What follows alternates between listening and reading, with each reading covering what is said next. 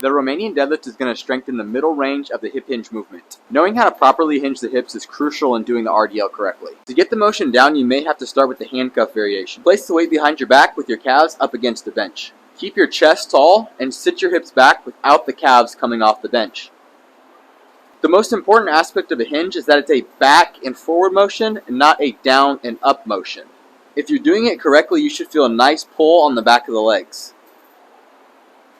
Once you get this motion down, you can move the weight in front of you. Keep the weight close to you as you push your hips back, keep your chest tall, and keep your calves on the bench. If at any point your lower back starts to round, then you've gone too far. Only go as low as you can keep an arch in your lower back.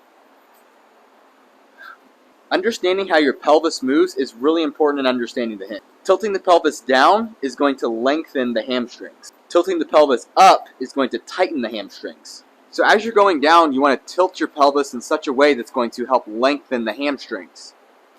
And then at the top, you want to squeeze the glutes to make your pelvis neutral.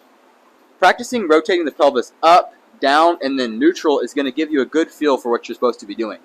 As you gain more confidence in this movement, you'll start to move away from the bench. But this is even more important to make sure that you're not rounding your lower back and you're only going as low as you can keep your lower back straight. And since your calves are no longer up against the bench, it's really important to focus on moving from the hips instead of moving from the knees. Over time, your body will adapt and you'll get used to the movement. It's important that you don't fully lock out the knees, but that you keep them relatively straight. You can get more stretch by using a stretch variation where your toes are elevated and the focus is more on keeping your legs straight.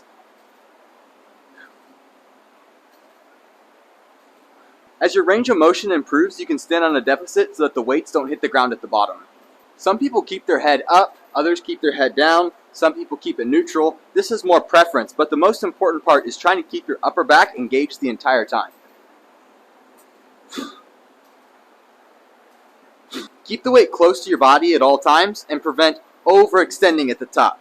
Just a nice, friendly glute squeeze is plenty at the top.